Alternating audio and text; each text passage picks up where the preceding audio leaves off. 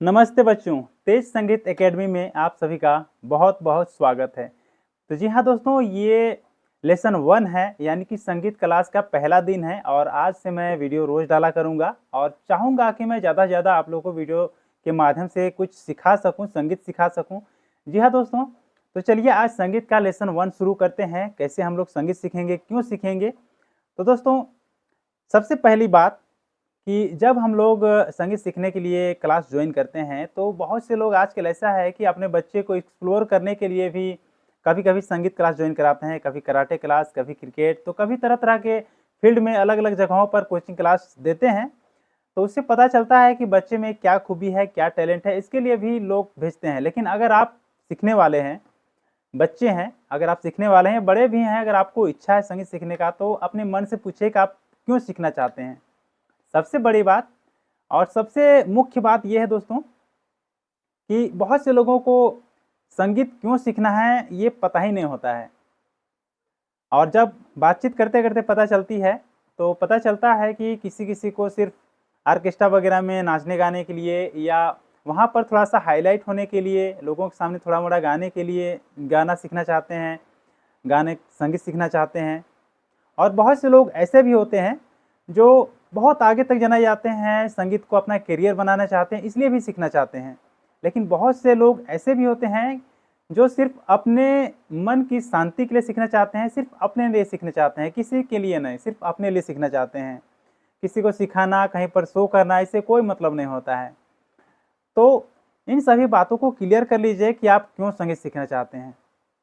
और उसी के अनुसार जो देखे हैं, अमूमन देखते हैं कि जो लोग सिर्फ़ अपने लिए सीखना चाहते हैं, वे लोग ज़्यादा मेहनत नहीं करते हैं। इसलिए मैं ये बात आप लोग को पूछ रहा हूँ, आप लोगों से बता रहा हूँ कि आप लोग अपने मन को टटोलिए और पूछिए, अपने मन से बात कीजिए, अपने आप से बात कीजिए कि आप संगीत क्यों सीखना चाहते हैं। उसके बाद आती है ताल। बहुत से लोग ऐसे भी होते हैं दोस्तों जो हमको लगता है कि सैकड़ों या हज़ारों में एक होते होंगे जिसे ताल बिल्कुल भी समझ नहीं आता है। यानी कि वे लोग ताल पकड़ ही नहीं सकते हैं। मैं जहाँ पर रहता हूँ यानी कि रांची में रहता हूँ, तो यहाँ से एक एक लड़का को मैंने ऐसे भी देखा है जो कहीं पर भी शादी पार्टी में या कहीं पर भी संगीत समारोह में जाता है, तो जैसे हम लोग उनके साथ में रहे, यानी कि उसे दूसरा आदमी नहीं बोल सकते हैं, हमारे साथी ही बोल सकते हैं क्योंकि बोली-चाली हम लोग का बहुत अच्छा है। तालमेल अच्छा है हम लोग का, कभी भी बातचीत होती रहती है। तो उनको ताल के बारे में बिल्कुल ही कुछ भी मालूम नहीं है, कभी भी नाचता है या गाता है तो ताल कभी इसको समझ ही नहीं आती है। बस अपने माइंड में कुछ बैठा के रखा है जिसके कारण थोड़ा-मोड़ा नाच लेता है, थोड़ा-मोड़ा गा लेता है।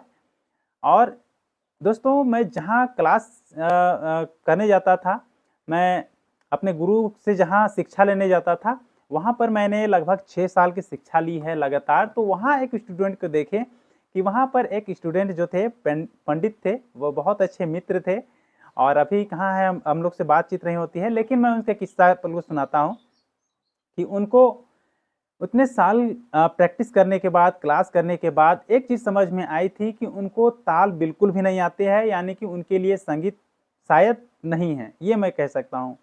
इतने साल क्लास करने के बाद भी, सीखने के बाद भी एक भी गाना ताल में नहीं गा पाया और उनको ताल समझ ही नहीं आती थी। हालाँकि गाना गा लेता था, यानी कि जो शास्त्रीय संगीत के लिए होना चाहिए, जो आजकल के ट्रेडिशनल म्यूज़िक के लिए होना चाहिए, जो आजकल आधुनिक म्यूज़िक चल रही है, जो जैसे कि फ़िल्मों में या ऑर्केस्ट्रा में या कहीं पर भी चल रहा है, तो उसमें क्या होता है कि तालबद्ध गाने आजकल चल रहे हैं। लोकगीत तो बहुत कम ही देखने को मिलता है या कहीं-कहीं गाँव में या कहीं शहरों में जो रीति-रिवाज, शादी-ब्याह या कुछ मुंडन इस सब के समय जो गाते हैं वो लोकगीत हो गया, तो उसमें ताल की बहुत ज़्यादा आवश्यकता नहीं होती। भाव उसमें विशेषकर भाव होता है। तो इस तरह से देखने को मिलता है। तो आप अपने मन को टटोलिए, ये सारे सवाल कीजिए कि आप कहाँ तक सीखना चाहते हैं और क्यों सीखना चाहते हैं? क्योंकि संगीत लाइन दोस्तों एक ऐसी फ़ील्ड है, जहाँ पर अगर आप इसे करियर बनाना चाहते हैं, तो जैसे कि हम लोग सरकारी जॉब के लिए जिस तरह से वहाँ पर भीड़ लगी हुई है, उसी प्रकार इसमें भी है। संगीत की लाइन में भी अगर आप जाना चाहते हैं, तो इसमें भी काफ़ी एफ़र्ट करना होगा और काफ़ी ज़्यादा टैलेंट की भी ज़रूरत होगी, काफ़ी ज़्यादा करेज की भी ज़रूरत होगी। तो इस तरह से आप आगे बढ़ सकते हैं। तो आप सबसे पहले, अगर मेरी सलाह है, अगर सीखना चाहते हैं तो सबसे पहले आप इन सभी चीज़ों को दूर रखिए कि मुझे कहाँ तक जाना है, क्या करना है। आप सिर्फ अपने संगीत पर ध्यान दीजिए, सिर्फ क्लास लेने पर ध्यान दीजिए। आप क्लास एकदम रेगुलर क्लास कीजिए, आप रेगुलर प्रैक्टिस कीजिए, क्योंकि जिसका जितना ज़्यादा प्रैक्टिस होता है उन लोगों में उतनी ज़्यादा निखार आती है। तो इन सभी सवालों के साथ मैं आज आप लोगों से एक बातें कहना चाह रहा था कि आप संगीत क्यों सीखना चाहते हैं, क्योंकि बहुत से लोग सिर्फ इसी दायरे में सीखते हैं और उन लोगों को ज़्यादा कुछ होता नहीं है, लेकिन बहुत से लोग चाहते हैं कि मैं कुछ अलग करूं, तो वे लोग थोड़ा जुनून के साथ सीखते हैं, ज़्यादा मेहनत करते हैं, तो वे जल्दी भी सीखते हैं। जो कहा है, तो दोस्तों मैं चलिए आप लोगों को सबसे पहले जो ये जो नोट है इसके बारे में बताते हैं। तो दोस्तों आज पहली क्लास है, इसलिए ज़्यादा आज बातें नहीं करेंगे, छोटे से वीडियो बना रहे हैं, वीडियो के माध्यम से आप लोग को जानकारी दे रहे हैं। तो दोस्तों ये हारमोनियम है, इसमें आप देख रहे हैं कि नीचे वाला जो है वाइट नोट है और ऊपर में जो है बीच बीच में काली नोट है। तो ये सभी क्या है, सुर है, यानी कि ये एक एक बटन में सभी में सुर मिला हुआ है, यानी कि परफेक्ट ट्यूनिंग की गई है, ऊपर ना नीचे। तो हारमोनियम की ज़रूरत इसलिए होती है, अगर आप सिर्फ गाना अगर सिंगिंग सीखना चाहते हैं तो इसके लिए खास करके है कि आप रियाज करके अपने गले को ट्यून करें, यानी कि सही जगह पर लाएं, क्योंकि हमारी आवाज़ कहीं भी होती है, लेकिन जब हम गाने के लायक बनाते हैं तो हमको इसके लायक बनाना होगा, आदत डालनी होगी, इसलिए हारमोनियम है। तो इसमें जो नोट है, तो नोट आपको दो तरह के नोट दिखाई दे रहे हैं, काली और सफ़ेद। तो सफ़ेद आपको ज़्यादा दिखाई दे रही है और काली बीच बीच में है। तो इसमें 3 सप्तक होते हैं। जी हाँ दोस्तों, 3 सप्तक होते हैं। सप्तक यानी कि जो हमारा सुर होता है, सा, रे, ग, म, प, ध, नि, तो ये 7 सुर होते हैं, इसलिए इसे सप्तक कहा जाता है। यानी कि जहाँ से भी हम लोग सा लेते हैं वहाँ से अगली सा आने तक 7 सुर होती है, तो उसे एक सप्तक कहा जाएगा। तो इस जो हारमोनियम है, मेरे पास जो हारमोनियम है, इसमें 3 सप्तक हैं, एक नीचे वाली सप्तक, एक ऊपर वाली सप्तक और एक बीच में है। तो यहाँ पर 3 सप्तक है, पहला, दूसरा, तीसरा सप्तक। तो ये नीचे वाली सप्तक जो है, नीचे वाले, तो इधर कहा जाता है मंद्र सप्तक का नोट, और जो बीच वाला जो है उसे मध्य सप्तक का नोट कहा जाता है, और इधर का जो है सबसे लास्ट तरफ का, तो इधर हम लोग तार सप्तक का नोट कहेंगे।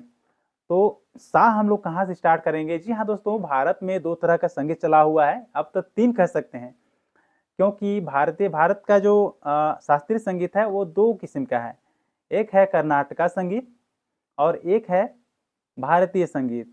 तो जी हाँ दोस्तों, भारतीय संगीत उत्तर भारत में भारतीय संगीत लोकप्रिय हुआ और दक्षिण भारत में कर्नाटका संगीत प्रचलित हुआ। तो दोनों लगभग सेम है, लगभग सेम ही चीज़ दोनों में कही जाती है, लेकिन हम लोग उत्तर भारत में रहते हैं तो हम लोग भारतीय संगीत सीखे हैं। तो भारतीय संगीत की बात करेंगे तो इसमें कहा जाता है कि ये जो नोट है हम लोग सा कहीं से भी ले सकते हैं, जहाँ से भी हम लोग सा मानेंगे वही सा हम लोग का बेस हो जाएगा। तो देखा जाता है कि मान लीजिए कि अभी मैं बड़ा हो गया हूँ, तो मेरा अमूमन सा यहाँ से होता है। और एक संगीत की बात कर रहे थे, एक हो गया भारतीय संगीत, कर्नाटका संगीत, और एक हो गया वेस्टर्न संगीत जो विदेशों से जो आई है, जो आजकल चल रहा है। तो वे लोग सा कभी भी देखिएगा तो ये वाइट नोट्स उठाते हैं, जहाँ पर सी है वो होता है उन लोगों का सा। यानी कि अगर आप वेस्टर्न म्यूजिक के तरफ जाते हैं तो आपको सी को सा मानना पड़ेगा। और वेस्टर्न म्यूजिक में क्या है कि ये जो नोट्स है सी, डी, ई, एफ, जी, ए, बी, ये परफेक्ट अपने जगह में होते हैं, कहीं पर हिलते डुलते नहीं हैं, हम लोग कहीं दूसरी जगह से मान नहीं सकते हैं। लेकिन भारतीय संगीत में ऐसा नहीं है, भारतीय संगीत में हम लोग कहीं से भी सा मान सकते हैं, चाहे तो यहाँ से मान सकते हैं, यहाँ से मान सकते हैं, यहाँ से मान सकते हैं, चाहे तो कहीं से भी मान सकते हैं। तो जहाँ से भी हम लोग सा मानेंगे उसी के हिसाब से हमारा पूरा सरगम चलेगा। तो इस तरह से हम लोग का भारतीय संगीत है। तो फिलहाल मेरा सा यहाँ पर है, और जो बच्चे होते हैं या महिलाएं होती हैं उन लोगों की आवाज़ बहुत ऊंची नहीं होती है, क्योंकि हम लोग जेंट्स हैं तो हम लोग जेंट्स की आवाज़ थोड़ा वोकल मोटी रहती है, इसीलिए हम लोग अमूमन देखा जाता है बड़े लोगों के लिए यहाँ से सा कराई जाती है, रियाज कराई जाती है, इससे सा माना जाता है। और आप चाहे तो कहीं से भी रियाज कर सकते हैं, लेकिन अमूमन यहाँ से ये जो है बेसिक हैं। और जो महिलाएं हैं, बच्चे हैं, उनके लिए ये काली 5, 1 2 3 4 5, काली 5 को सा माना जाता है। ये बच्चों के लिए हो गया और महिलाओं के लिए हो गया। और काली 6 हो गया, खास करके जो हम जैसे बड़े बड़े लोग हैं उन लोगों के लिए काली 6 को सा माना जाता है। ये बेसिक चीज मैं आप लोग को बता रहा हूँ। तो कभी भी आप रियाज करेंगे तो रियाज करने के लिए दोस्तों इस तरह से सा को बहुत ज़्यादा रियाज करना पड़ता है। सा, मान लीजिए कि एक पेड़ है, एक बहुत बड़ा पेड़ है और पेड़ की जड़ क्या है? सा है। तो ये संगीत की जो जड़ है वो सा है। अगर आप सा साध लेते हैं तो आपको पूरा सरगम साधी हुई अपने आप हो जाएगा, यानी कि पेड़ आपका खड़ा हो जाएगा, संगीत का पेड़।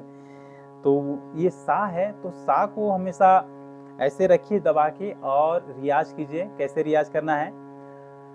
सा। जी हाँ दोस्तों, सबसे पहले सुनिए, आप बजा के सुनिए कि इसकी आवाज़ कैसी आ रही है। क्योंकि जब मैं क्लास शुरू किया था, जब मैं शुरू क्लास ज्वाइन किया था, उस समय मेरी आवाज़ कहाँ थी मुझे खुद पता नहीं। उस समय लगता है कि मेरा ट्यून शायद ठीक ठाक था, लेकिन हारमोनियम ट्यून नहीं होने की वजह से मेरी सुर जो है कहीं हो जा रही थी। जब तबला के साथ गा रहा था या गिटार के साथ गा रहा था गाना वगैरह, या दूसरी हारमोनियम के साथ, तो मेरी सुर बेसुरी हो जा रही थी। तो ये बहुत बड़ी प्रॉब्लम होती है।